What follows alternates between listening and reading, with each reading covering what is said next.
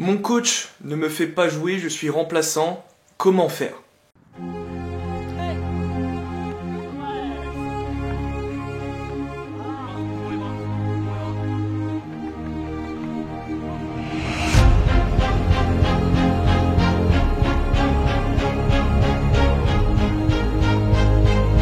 Salut l'équipe, nouvelle vidéo aujourd'hui, je vais vous donner 3 vraies solutions pour ne plus être remplaçant ou en tout cas reprendre simplement du temps de jeu, que ce soit au sein de votre club ou tout simplement ailleurs. Mais avant de continuer cette vidéo, n'oublie pas que tu as 2 séances vidéo gratuites pour booster ta vitesse. N'hésite pas, le lien est en bas dans la description. Dans cette vidéo, vous allez avoir donc 3 solutions mais aussi des exemples concret en fin de vidéo pour vous montrer tout simplement que ce que je dis ce n'est pas des bêtises et que même dans le football professionnel ces solutions sont utilisées et elles sont aussi utilisées dans le football amateur.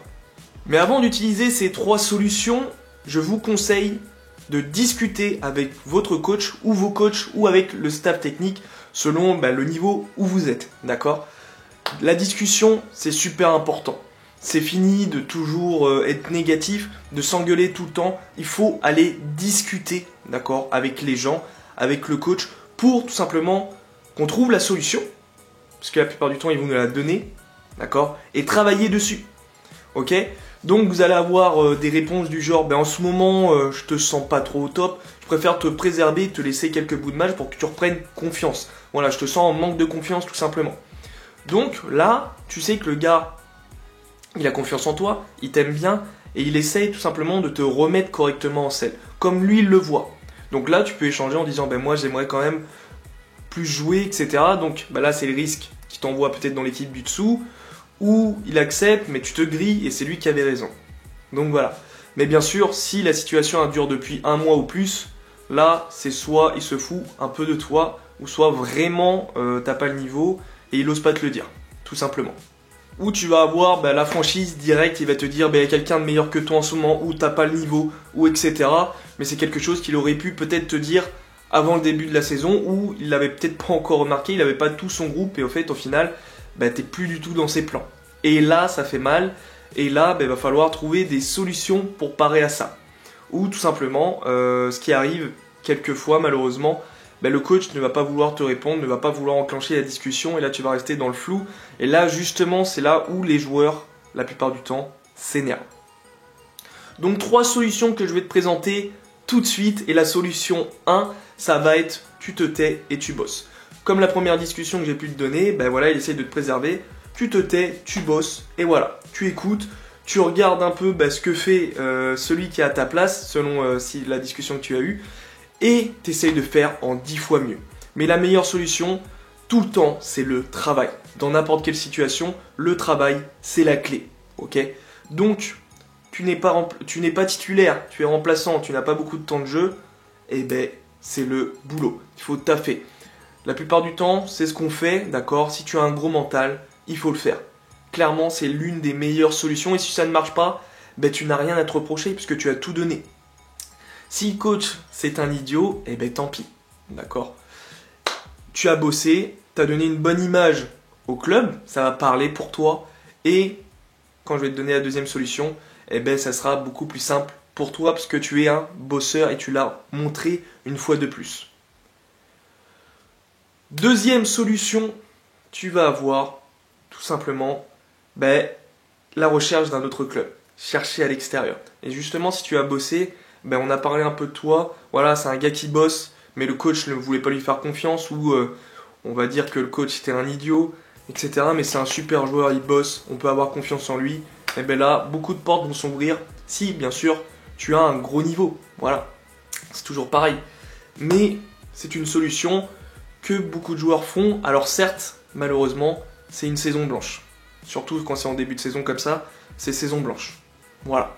Ou sinon, ça veut dire que tu bosses, voilà, en pensant à ce club, tu bosses tout seul dans ton coin avec un coach, ou vraiment tout seul, et pour juste garder ton niveau, et l'augmenter, pourquoi pas. Et pourquoi pas aussi, des places vont s'ouvrir dans le club dans lequel tu es, et tu vas pouvoir obtenir du temps de jeu. Mais si le coach reste encore des années, prends quand même la solution peut-être d'aller à l'extérieur, à moins que tu aies d'autres discussions, mais selon ce que tu as eu, si justement il t'avait pas parlé ou c'est quelqu'un qui t'a menti, à toi de voir si tu fais une confiance une deuxième saison ou si tu pars à l'extérieur. Ça, c'est ton choix, c'est pas moi qui l'ai décidé à ta place. On n'est pas tous pareils. Et on va avoir la troisième solution, c'est de partir au clash. Et c'est malheureusement la solution que moi j'ai le plus vue en tant qu'éducateur. Alors pas avec mes joueurs, mais dans les clubs dans lesquels j'étais, ou en tant que coéquipier de ces joueurs-là. Partir au clash, c'est la solution de facilité, parce que on a la flemme de faire plus. On est prétentieux négativement et on pense être vraiment au-dessus du lot. Ou oui, je sais peut-être que des coachs manquent de respect, mais il faut garder une image. D'accord ? Une bonne image, si justement on est bloqué dans ce club, pourquoi pas partir ailleurs ? Et si on a l'image d'un joueur qui part au clash, qui insulte, qui a un mauvais comportement, ça va être très difficile. On va devoir trouver un club charitable en fait. Sauf que c'est pas forcément ce qu'on cherche, parce que les clubs charitables, c'est peut-être des clubs de plus bas niveau. Voilà. Donc pourquoi se donner une mauvaise image ? Pourquoi partir au clash quand on peut avoir des solutions comme bosser et tout simplement discuter, être diplomate ? Donc, si je te donne cette solution de partir au clash, c'est que ça fonctionne. Et oui, selon ton rôle dans le club, selon ton ancienneté, selon les connaissances que tu as, les contacts que tu as au sein du club ou dans la région, ça peut fonctionner. Tu peux mettre la pression. Voilà, c'est ça en fait, partir au clash en mettant la pression. Parce que tu es telle ou telle personne, parce que tu as fait telle ou telle chose. C'est pas forcément quelque chose que j'apprécie, mais ça fonctionne. Et quand ça fonctionne pas, tu te grilles totalement et tu t'enterres encore plus profond qu'au départ. Tu t'enterres au sein de ce club, tu vas peut-être plus avoir trop de coéquipiers, plus avoir trop de potes, plus avoir trop de contacts justement. Et ça va se répercuter aussi sur l'extérieur parce que tout va très très vite au football. Tout se sait très rapidement, donc à toi de faire ton choix si tu veux faire cette troisième solution. Ensuite, comme je t'ai dit en début de vidéo, je vais te donner des cas concrets, d'accord, pour appuyer mes propos, mais aussi te montrer qu'il y a des micro-solutions, on va dire des coups de chance. Malheureusement, je vais dire coups de chance, tu comprendras après, tout de suite même. Je vais te donner tout de suite l'exemple de Thomas Meunier, joueur du Paris Saint-Germain, international belge, un joueur qui bosse, qui a une bonne mentalité, mais qui en début de saison n'est absolument pas titulaire au Paris Saint-Germain. D'accord ? Voilà, c'est quelqu'un qui, qualité de jeu, n'est pas trop en confiance. Voilà, c'est beaucoup d'erreurs techniques. Et on sent vraiment que le gars, il est pas à 100% de ses moyens, que ça soit physique, mais surtout mental. Et il a un coach qui ne lui montre pas vraiment beaucoup de confiance, et un club en général, si on parle niveau contractuel aussi. Donc tout ça joue sur ses performances. Et on arrive à un match décisif en ce début de saison face au Real Madrid en Ligue des Champions. Et le titulaire de base, Colin Dagba, donc un jeune quand même à sa place avec très peu d'expérience, mais qui est très bon. Donc titulaire à la place de Thomas Meunier qui a beaucoup plus d'expérience, qui a des matchs internationaux et tout ça. Et même des fois des joueurs qui ne sont pas du tout à ce poste-là qui jouent à sa place. Mais veille de match, beaucoup d'absence, Dagba qui se blesse, du coup, obligation pour Meunier de jouer. Et un super match, je l'ai regardé en direct, c'est un super match qu'il fait, dans la combativité, dans la consigne tactique, dans tout, il fait un match exceptionnel comme l'ensemble de ses coéquipiers de toute façon ce soir-là, notamment Idrissa Gueye. Donc voilà, clairement, malheureusement, la micro-solution, le coup de chance, c'est Dagba se blesse. Voilà. Mais s'il n'aurait pas bossé, il n'aurait même pas été dans le groupe et Tourelle aurait dû trouver encore une autre solution. Il aurait dû encore en faire un bric-à-brac encore une fois.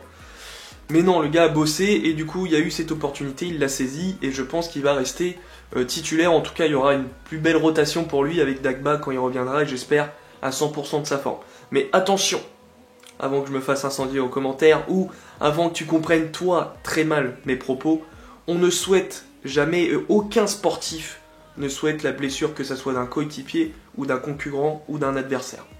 D'accord ? Ça, c'est une règle qui n'est peut-être pas écrite, mais c'est une règle, c'est éthique tout simplement. On ne souhaite pas une blessure d'un autre sportif pour pouvoir nous mettre en avant. Et on va avoir le cas qui a fait beaucoup parler aussi, Adrien Rabiot, vous vous en doutez bien, qui lui aussi, première solution, le clash. Pas vraiment fonctionné, d'accord, il avait peut-être ses raisons aussi, mais voilà, ça n'a pas fonctionné, il n'a pas gagné plus de temps, malgré en plus la confiance d'un coach, mais une direction qui ne voulait pas, et ça joue aussi dans beaucoup de clubs amateurs, la direction, et le choix de partir à l'extérieur. Voilà, il est parti à la Juve. Pour l'instant, ça ne fonctionne pas trop. C'est peut-être le manque de rythme, le fait d'avoir des saisons blanches, ou tout simplement parce qu'il n'a pas le niveau, il n'a pas fait le bon choix. Et tout simplement, quand vous choisissez la deuxième solution, c'est-à-dire partir à l'extérieur, partir dans un autre club, choisissez correctement votre prochaine destination. Discutez avec ce club, voyez les objectifs, voyez ce qu'on peut vous promettre, d'accord? Et voyez si vous vous sentez bien dans ce projet. Pas partir pour partir. Il ne faut pas partir pour fuir, mais partir pour rebondir, et retiens bien cette phrase. Voilà l'équipe. Donc si tu souhaites toujours progresser, moi je suis présent, d'accord? Je peux t'aider, je peux venir dans ta ville, je peux t'accompagner aussi à distance en te proposant des programmes personnalisés, et tu as toujours gratuitement mes 2 séances type pour améliorer ta vitesse, ces 2 séances vidéo, donc profites-en pour les télécharger, le lien est toujours dans la description de toutes mes vidéos. Et je clôture la vidéo, passe une bonne semaine, continuez à bosser et la prochaine vidéo aura lieu mercredi. Bonne semaine l'équipe et ensemble pour réussir.